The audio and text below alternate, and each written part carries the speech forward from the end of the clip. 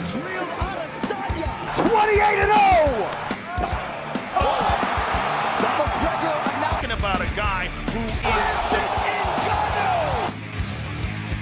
Hey, what's up the homies? Leighton here for UFC Gambling Addicts. Back again. I'm back again, guys, for another UFC full card breakdown and predictions video. Now this one's going to be Marvin Vettori taking on Kevin Holland. Originally supposed to be Darren Till, but Big Mouth is stepping in. Yeah, the homie, he's stepping in. And Kevin Holland has a lot of making up to do, so it's going to be quite interesting to watch this main event. As always, homies, if you're not subscribed, make sure you do that. Make sure you smash the like button, head kicks, elbows, whatever you want to do to it. Now, there's 15 fights on this card, so we're going to be a little bit quick fire, but we're still going to break them down. Alright, guys, let's jump into it. Alright, we got Impa taking on Sasha Palatnikov, and this is a decent fight to start the card. Let's start with Impa. So Impa is a guy who's been quite impressive. You know, I think that's fair to say. Quite composed. He is early in his MMA career, but he isn't really known for those positive things at the moment, right? What he's known for, as of right now, is being the guy that got sent to another realm by Buckley. You know, one of the best knockouts of all time. And he's coming back from that loss, right? That fight was going pretty well. You know, he looked pretty okay in that matchup. Weathered the storm from Buckley, but there was something so nasty after that storm. And it happened. You know, it did happen. So Impa, I think it's fair to say this guy is still, he's only going to get better. You know, he's looked impressive so far. But he isn't known for these things. He's known for being sent to another realm. So it's going to be interesting to see how he comes back from that. Sasha Palatnikov. This guy was a big underdog in his debut. And I remember speaking about, you know, he shouldn't be this much of an underdog. He doesn't look that bad. And he basically weathered the storm too. Now, there was no nastiness after the storm for Palatnikov. There was for Impa. But if we're looking at that matchup for Sasha Palatnikov against Koski, he got beat up pretty bad for about 2 or 3 minutes.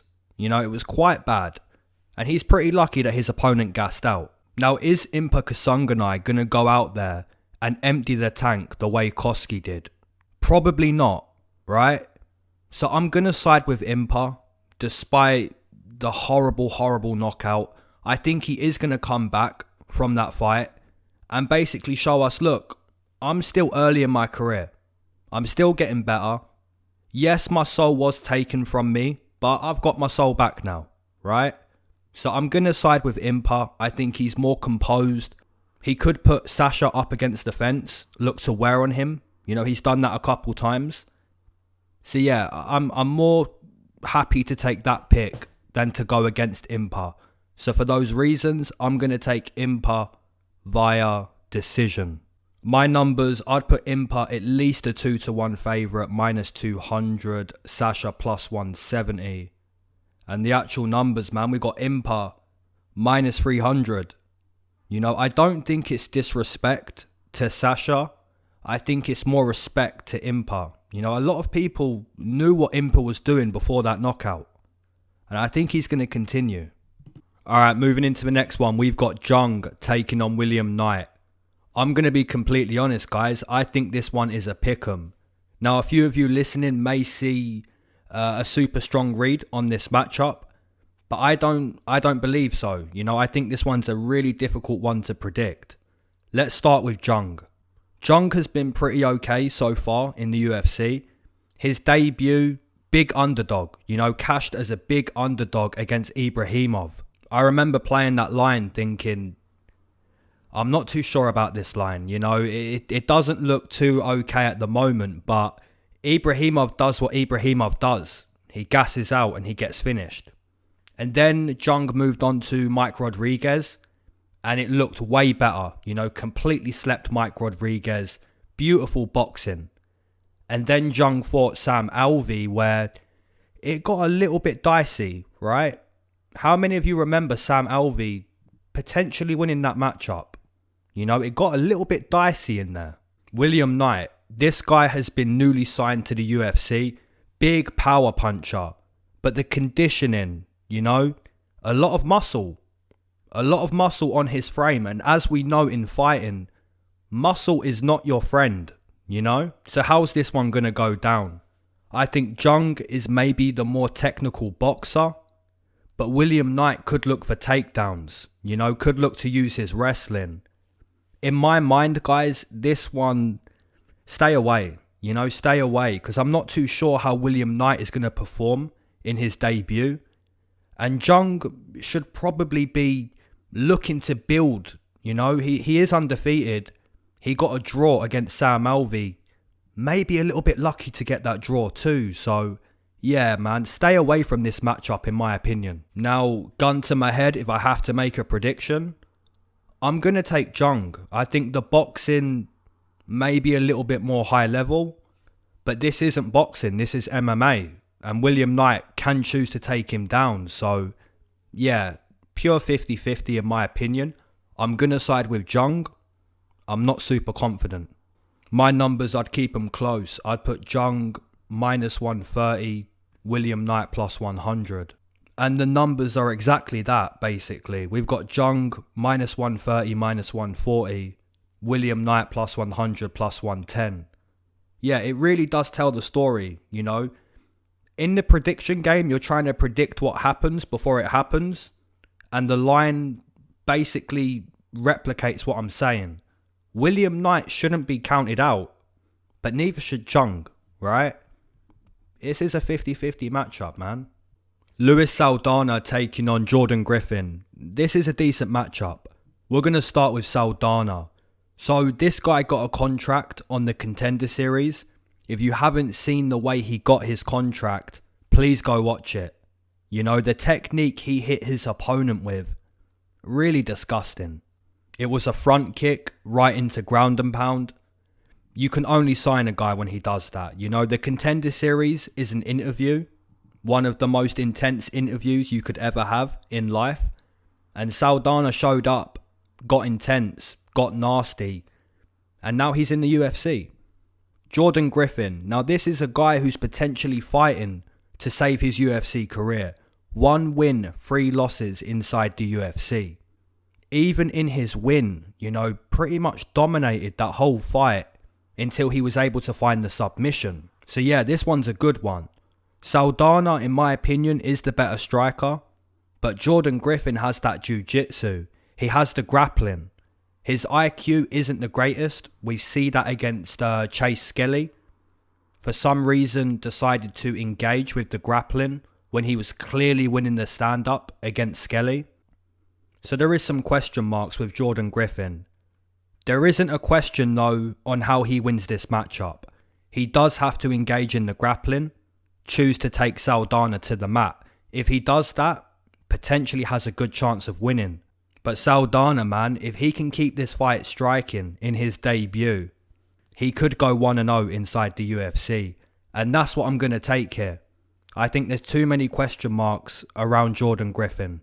So I'm going to take Saldana via decision. My numbers, I'd put Saldana at least minus 160. Jordan Griffin plus 130. And the actual numbers, we've got Saldana minus 140. Jordan Griffin plus 110, plus 120. So yeah, it kind of makes sense. You know, Jordan Griffin is the better BJJ practitioner. He does have better jiu-jitsu. But to use your jiu-jitsu, you have to get it to the mat. Saldana is going to make that a hard time for Griffin. You know, he's going to throw that front kick that he knocked out his opponent with in the Contender Series. He is going to make it a difficult time for Jordan Griffin to close the distance.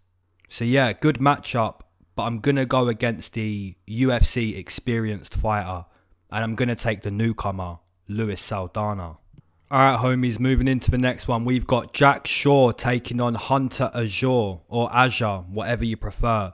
Now, if you don't know about this matchup, if you're new to UFC or MMA, let me be the first to tell you, this is a really good matchup, man.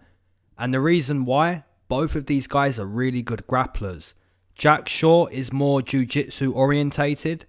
Hunter is more wrestling orientated. So it's going to make for some really good scrambles. Jack Shaw doesn't look like a super impressive guy. You know, his boxing isn't 10 out of 10. His kicking isn't 10 out of 10. Even his groundwork, I wouldn't say his groundwork is 10 out of 10, but it's pretty close, in all fairness. Hunter Azure isn't a striker, but his wrestling is pretty good, and that's why this matchup is so decent. The bottom line for this matchup, in my opinion, is fatigue. I think Hunter fatigues as the fight goes on, and that might be a problem against Jack Shaw. You know, this guy, when he takes the back, it seems like a wrap, you know?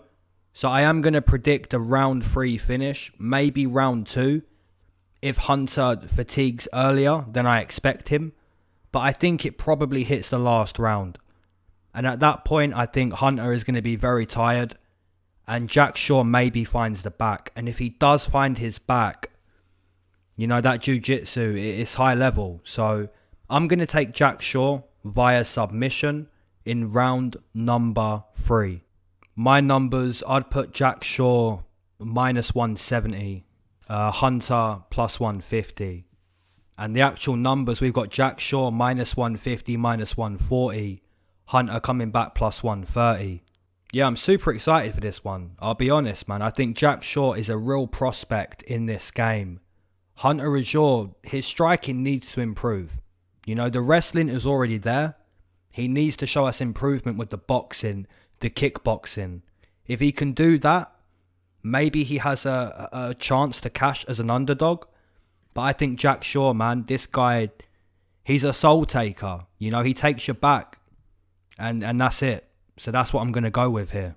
Yorgan De Castro taking on Jarjis Dano. Now we're going to start with Yorgan. Yorgan is more active in the game. He's been pretty okay inside the UFC. The low kick seems to be a beautiful, beautiful weapon that Yorgan De Castro has. He was kind of kept on the back foot by Carlos Felipe, but it's understandable. You know, Carlos Felipe is very game. He's very game to trade in the pocket. And Yorgan De Castro didn't really want that. Now, Jarjis Dano. This guy has been away from the octagon for nearly 5 years. Yeah? 5 years, guys. That's like the biggest red flag you'll ever see, you know? So I'm going to stop the breakdown right there. This is heavyweight. Does Jarjis have a puncher's chance? Yes, he does, but I'm not going to bet on that. And I'm not going to bet on this fight at all. I think the more active guy is going to be the guy that's landing the low kicks, landing the jab, just looking better. You know, 5 years is a very long time. And I don't feel comfortable taking a guy that's been off that long. Like I said, does he have the chance to land a big knockout punch at heavyweight? Of course, you always have that chance at heavyweight. But I'm going to stick with my boy Yorgan here. You know, I think a lot of you guys are going to take Yorgan purely for the reasons of activity. Maybe he fights a little bit more composed, you know, realizes that this guy's been off for a long time. He's going to come try take my ranking. I'm not going to allow that to happen. So that's how the fight could end up being a decision. But if Yorgan goes in there, man, and fights fire with fire, it could be a stoppage. But I'm going to take Yorgan. I don't like the inactivity of Jarjis. Alright, homies, moving into the next one. We've got John Makdessi taking on Ignacio Bahamondes. And we're going to start with John. So as most of you guys know, John Makdessi is a veteran. He's been around for a very long time. There isn't really a trick that you can show Makdessi that he doesn't already know. You know, that's how long he's been around. Now, as George St. Pierre says, whether you like it or not, the fighters of tomorrow are better than the fighters of today. And the fighters of today are better than the fighters of yesterday. Now, sometimes experience and being a veteran can work in your favour. And sometimes it's like GSP says, the guys of tomorrow are just better. And that's what happens. That's what happens with the sport.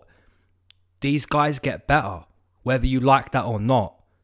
In this particular case, I'm going to say the experience of John Makdessi may not be a factor. And that's because Ignacio is mainly a kicker. He likes to kick the opponent, and that's exactly what John Makdessi likes to do too. Both of these guys are kickers. So who's going to be the guy implementing that damage with their kicks? And then to add the boxing, I'm going to say Ignacio is that guy. If you look at John Makdessi against Trinaldo, he didn't want to engage. You know, he wanted to hit the opponent and not be hit by the opponent, which is all good. You know, as a fighter, you don't want to take damage, but inside the octagon, that's nearly impossible to do. You've got to anticipate so much coming your way. It's impossible to be defensively sound inside the octagon. And that's why when we see a guy who can go 29-0, go 30-0, right? And not get knocked out, it's so impressive. Inside the boxing ring, it's way easier to be defensively sound because all you're anticipating is punches. But inside the octagon, there's so much more to be wary of. And I think John Makdessi showed us against Trinaldo, he doesn't want to get hit. It's understandable. The jaw has been broken and he's coming towards the end of his career. So yeah, I'm going to go with what George St. Pierre says. The fighters of tomorrow and today are better than the fighters of yesterday. And that's going to be the case in my opinion. So I'm going to take Ignacio via TKO in round number 2. My numbers, I'd put Ignacio at least a minus 200. John Makdessi plus 170. And the actual numbers, we've got Ignacio minus 190, minus 180, all the way up to minus 200. John Makdessi plus 150, all the way up to plus 170. Completely agree. Now, how does Makdessi win this? Maybe he has to grapple, take Ignacio to the mat, or maybe close the distance and use his hands a little bit more, but I think that's going to be tough, man. I think Ignacio, stylistically, he's getting a good debut. Both of these guys love to kick, and Ignacio has a massive height and reach advantage to do that, so I'm going to take the newcomer here. Norma Dumont taking on Erin Blanchfield. Pick 'em. 50-50. Why would you lay money on this? If anyone has a really confident read on how this fight goes down, I'd love to see it in the comment section. I'd love to know why you're so confident and how this one plays out. Norma is primarily a grappler. Jiu-jitsu seems to be her foundation. She was blown out the water by Megan Anderson in her UFC debut. She did bounce back with a nice win over Ashley Evans-Smith. We do have to give her credit for that performance. Erin Blanchfield, this girl is like 20 years old, 21 years old.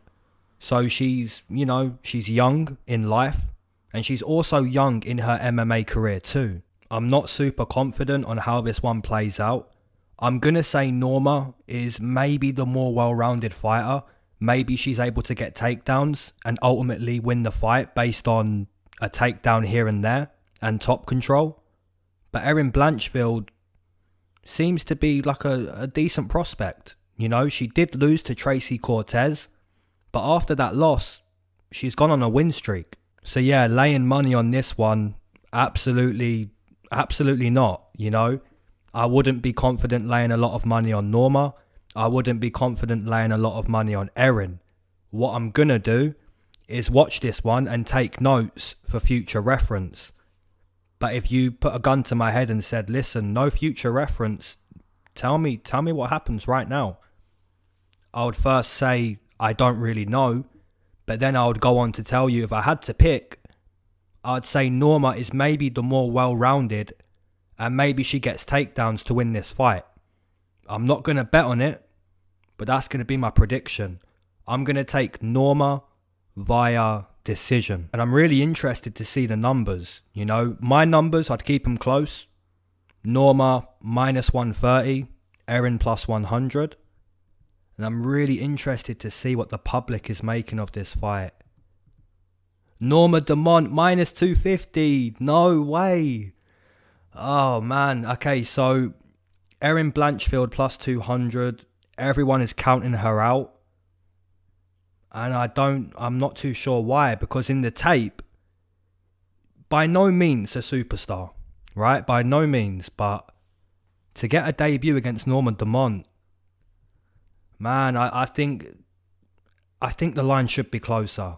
I'm not going to play the underdog. I do like the line on the underdog, but I'm not going to play it, guys. I'm going to sit back, take notes for future reference, and hopefully it's a good scrap. I'm going to side with Norma, but that line, man, it's a crazy one. Scott Holtzman taking on Mateusz Gamrot, and we're going to start with Scott. So Scott, very experienced inside the UFC at this point. This man has a lot of punching power. The wrestling, I wouldn't say his wrestling is bad. I wouldn't say his wrestling is great. I would say this guy knows how to grapple. You know, he definitely knows how to grapple. He's seasoned, you know. He's fought good competition. He can't really break into that top 10. But he's a good test. He's a good test for any fighter coming up the rankings, you know. The opponent, Mateusz Gamrot, 0 wins, 1 loss inside the UFC.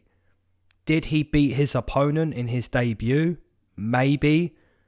But that fight was close, you know. I think we can all agree it was a really close fight against Kudalatsi, the teammate of Chimaev. The story in this matchup is newcomer versus seasoned UFC fighter. I think if Gamrot wants to win this matchup, he has to take down Scott Holtzman. Could he stand and trade with Scott? Probably. You know, he probably could stand and trade, but if you're doing that against Scott Holtzman, ultimately you are giving him the chance to knock you out. He does have big punching power. I think if Gamrot wants to fight smart, the takedown, he has to use the takedown. But not only use it, keep the opponent there. You know, he had a little bit of trouble in his debut, keeping the opponent on the mat. He has to nullify Scott Holtzman. Keep him on the mat, control him, and basically look to dominate these rounds with top control. You kind of think back to the Scott Holtzman versus Nick Lentz when you think about this matchup.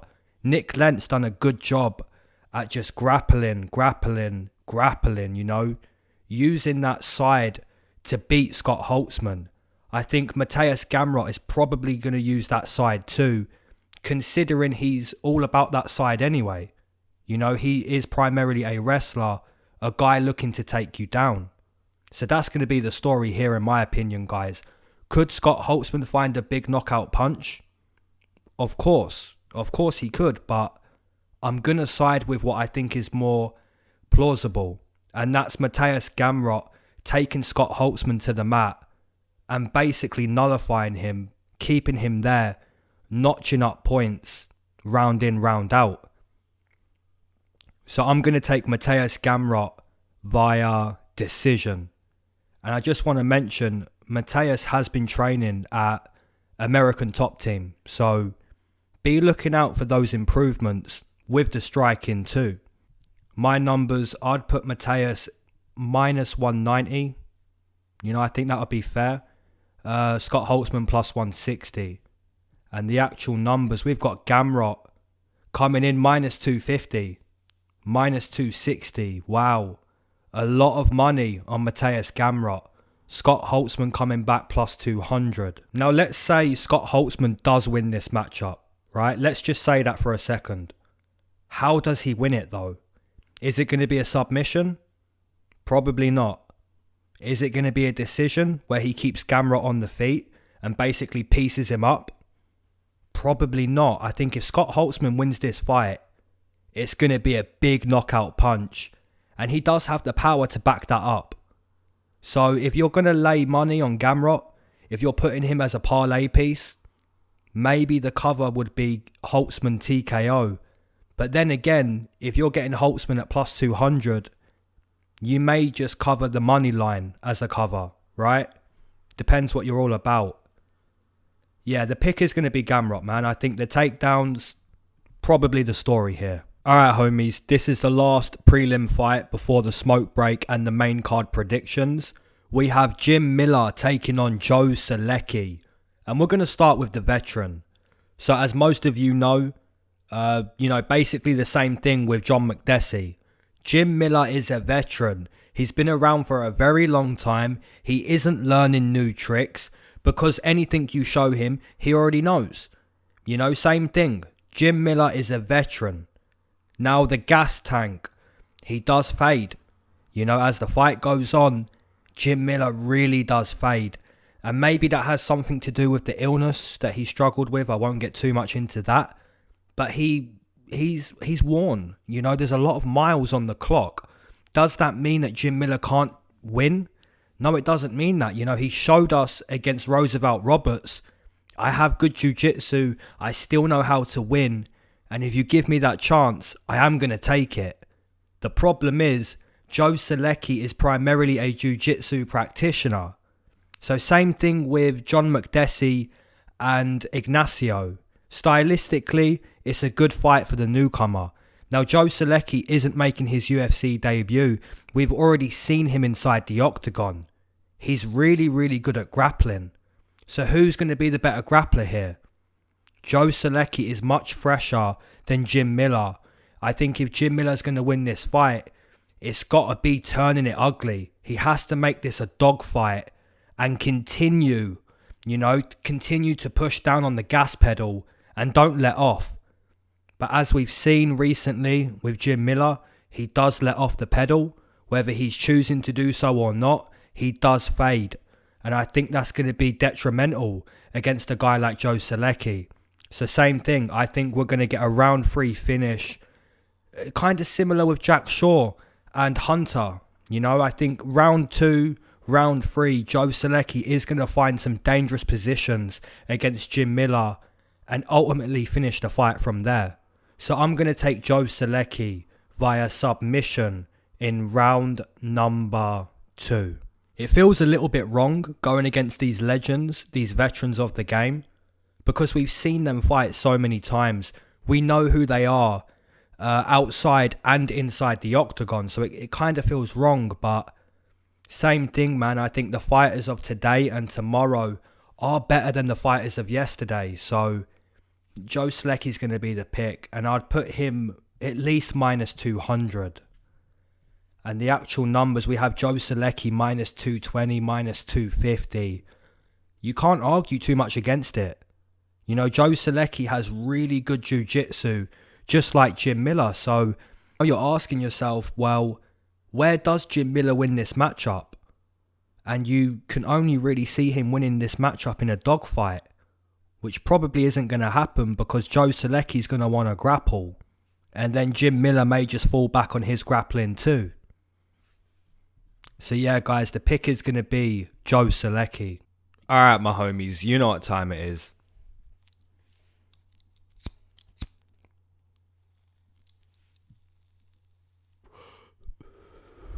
If you waited to smoke with me, amen. If you've been smoking this whole time, double amen. If you're not a smoker but you enjoy the smoke breaks, triple amen. Let's go. I hope all you homies are doing blessed, having a great time, enjoying your smoke. You know, if you listen to the smoke breaks and you don't smoke, you still enjoy them. That's such a triple amen. But I know a lot of you guys are smoking too, so that's an amen too. Alright, so we got a message on Instagram from a bro, Kyle. Shout out to you, Kyle. And Kyle said, I noticed you didn't have a smoke break topic. I want to know about your UFC history, how you found it, early memories, who was your favourite back in the day. It would be a very interesting topic. I get it's a bit adrift from your usual stuff, but it's something myself and I'm sure many viewers would love to hear. Really, really good message, man. Thanks for that, Kyle. So shout out to you, bro. Now, I've told this story once on my channel before, how I found UFC. But that was in the earlier days, so I'm going to tell the story again.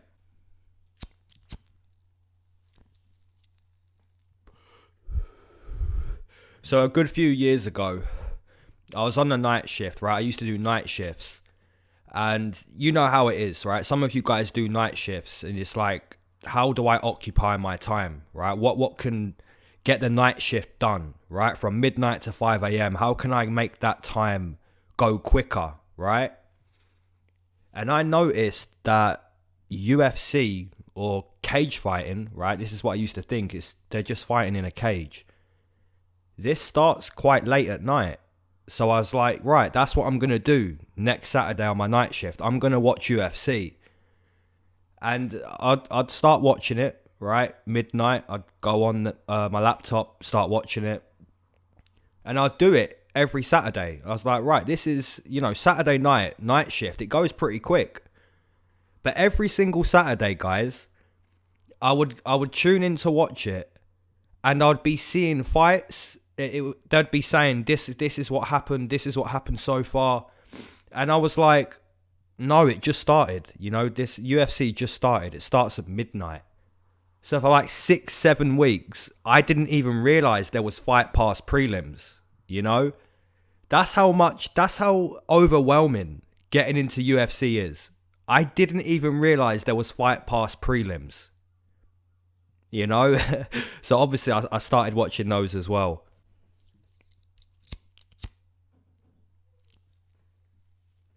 But getting into UFC, like starting to learn like who everybody is, fighting styles and all of that kind of stuff. When you get into it like in the first 2 months, it can be really overwhelming, man. So I understand why some people start listening to like breakdowns and predictions to get a better idea on who's who, and what they do. And I actually did that when I first started watching UFC too. There would be this guy that does breakdowns, kind of similar to how I do it, minus the smoking. And even when I started to like understand who everyone was and all of that kind of stuff, I still listened just because I wanted to know what he felt on this fight. I would already had in my mind how this fight was going to play out, but the person who basically taught me different fighting styles and what you're looking at, I still wanted to know what he felt in a fight, So yeah, I understand, guys. The breakdown game, it can be a cool thing to listen to every week. So I appreciate all of you guys who listen to me break down these fights, I've come a long way. I didn't even know there was prelims for the first 2 months getting into UFC. So that's how I found MMA, man. I wanted the night shift to go quicker. And I realised there was fighting on through the night. So, yeah, ever since then, it's been a beautiful road. Be sure to leave a comment on how you found MMA and UFC. Let's read those comments, man. I reckon there's some decent comments on how you guys found this beautiful sport. As for my favourite fighter, man, as someone who breaks down fights and, makes predictions, there isn't really anyone that I dislike in this sport. And that may surprise some people, like even Colby. I don't even dislike that guy because it's an act, right? It's an act and you understand that. So it's hard to dislike someone that's clearly putting on a persona. But yeah, I don't really dislike anyone, man. I have many favourites. They're in my intro. Probably Khabib, man. I'd probably go with Khabib just because the fact that no one could stop what they knew was going to happen, and that's a special thing. I mentioned earlier in my breakdown, it's hard to be defensively sound inside the octagon, and Khabib was the closest to that. And even he got stunned by Michael Johnson, right? I know a lot of you guys remember that shot.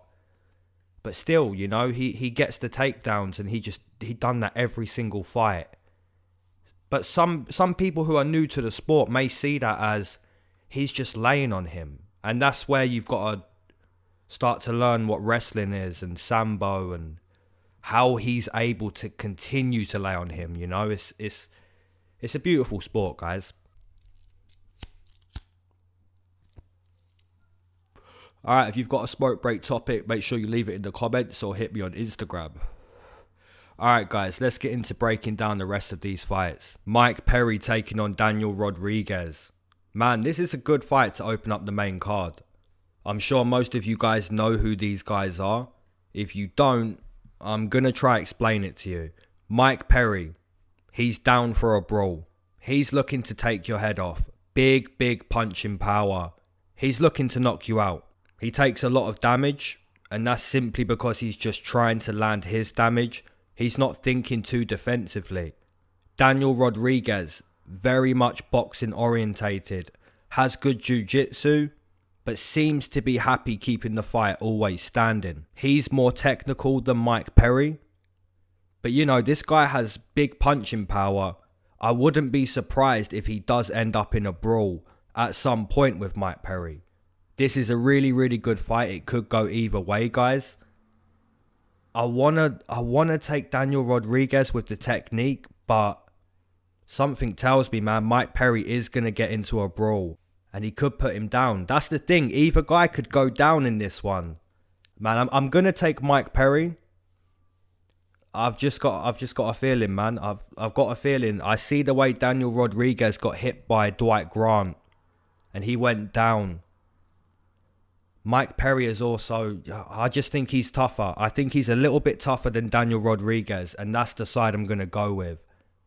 I wouldn't bet on this fight though, guys. I wouldn't. You know, this is a dangerous one. My numbers, I'd put them close, man. Minus 110 each.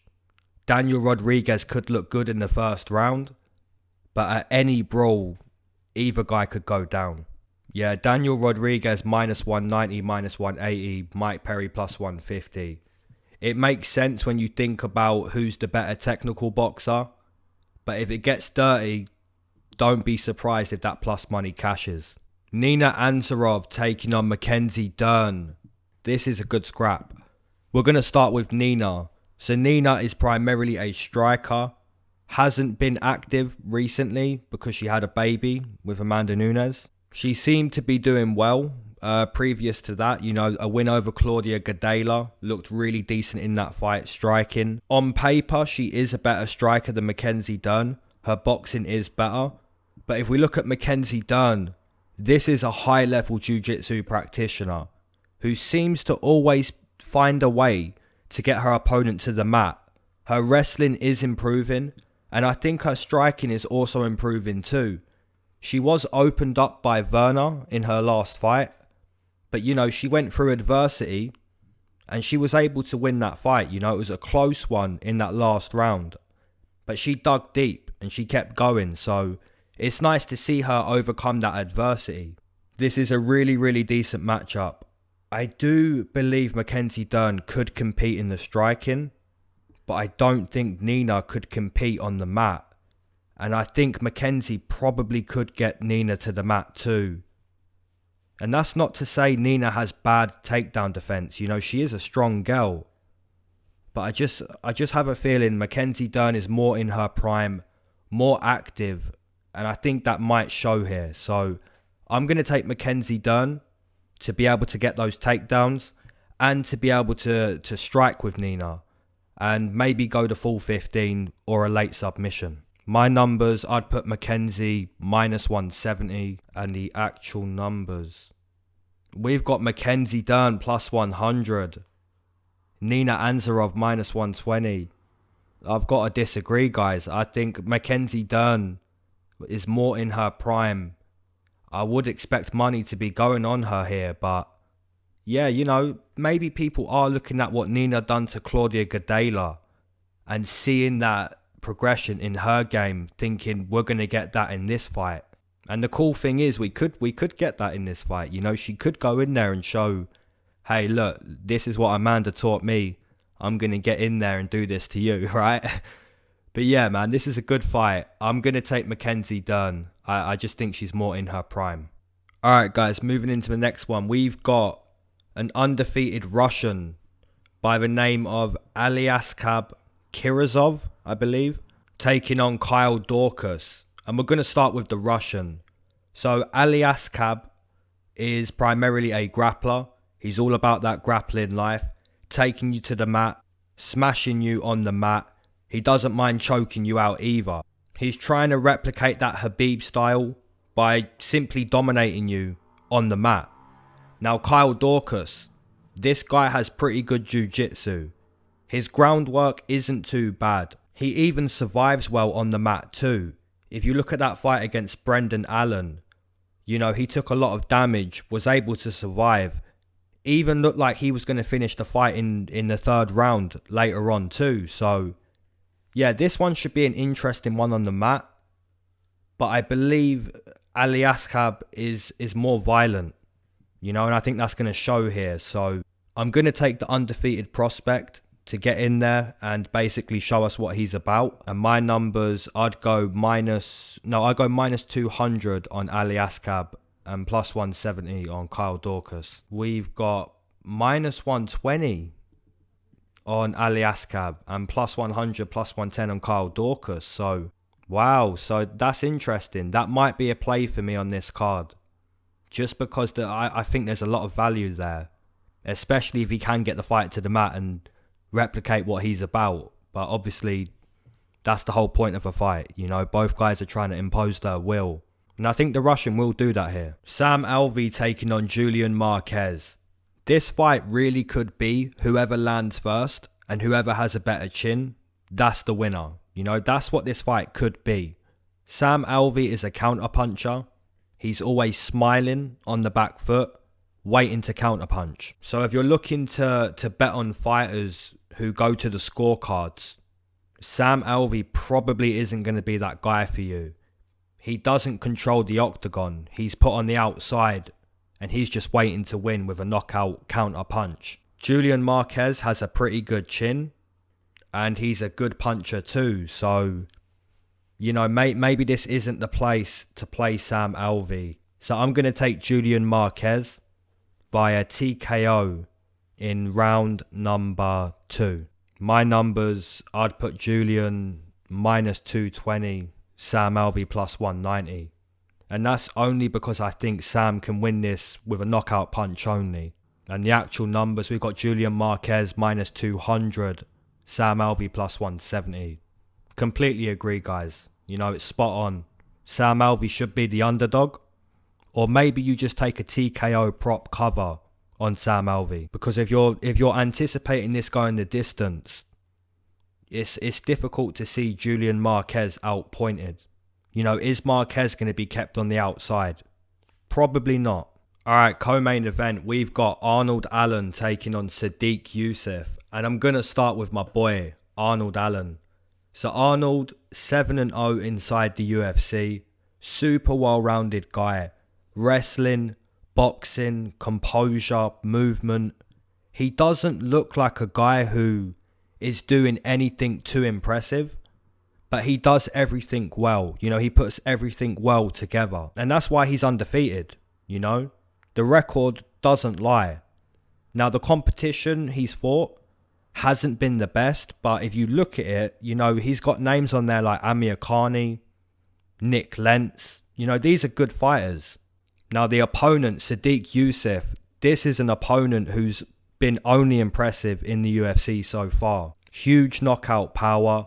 His kickboxing, super high level, you know, and there's power to it. Everything he's doing, there's pure power. I do believe either guy could win this fight.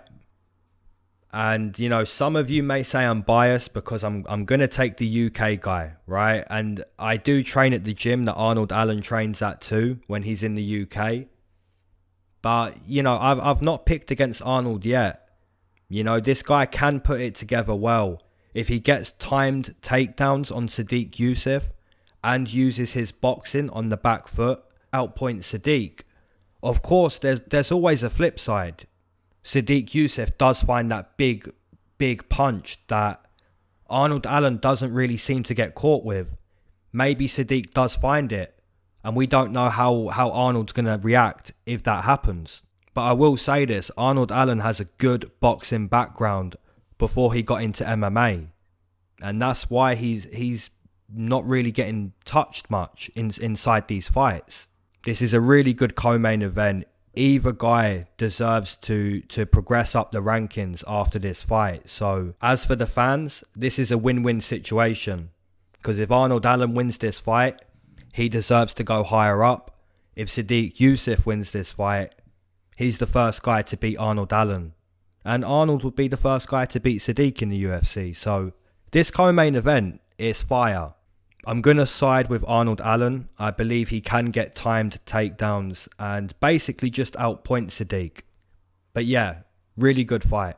My numbers, I'll keep them real close. Arnold Allen minus 120, Sadiq Yusuff plus 110. And the actual numbers, we've got Sadiq Yusuff minus 130, minus 140. Arnold Allen plus 110, plus 120. You can't argue. You know, I am taking Arnold, but I can't argue because Sadiq has so much power. And if he translates that power to the target often, then he's going to win this fight. It's for Arnold Allen to take this fight to the mat and to basically be out the way of that power for him to win. It's a good co-main event. Alright homies, main event time. If you ain't subscribed, make sure you do that. If you haven't head kicked the like button, do that too. Alright, we've got Marvin Vettori taking on Kevin Holland. Or as we like to say, Kevin Home Alone Holland, the homie. So, the homie stepping in, you know, he done some things the other day that we ain't too happy with. You know, a lot of talking. We knew he liked to talk before, but he's got to tone it down a little bit. Just a little bit, Kev. Alright, we spoke about this last week. He has to tone it down. He's getting a chance on very, very short notice to redeem himself. The problem is, Marvin Vettori is very good. He's a very underrated fighter. And I know a lot of you guys are looking at Marvin Vettori in this spot thinking, you know what? He's going to wrestle Kevin Holland. And it's hard to disagree. It's hard to not see that happening here. Marvin Vettori is very well-rounded. He even took down Adesanya. Only Jan Blachowicz has been able to do that since Marvin Vettori. As for Marvin Vettori's boxing, very underrated too. You know, this guy can scrap. You know, he's well-rounded. He's kind of like Arnold Allen. You know, he's not doing anything too impressive, but he's putting it all together well. And that's what Marvin Vettori's all about. And he's a big mouth too, you know. He's a big mouth Italian. And then we've got big mouth Kevin Holland. This is a nasty main event. Both of these guys can get violent. Now, does Kevin Holland, the homie, have the ability to catch Marvin Vettori with something nasty and put him out? He does have that ability. But what happens after round 1 and round 2? Kevin Holland seems to fatigue quite a lot. If you look at the fight against Brunson that we just saw, in the first round he slipped, and that's how he ended up on the mat.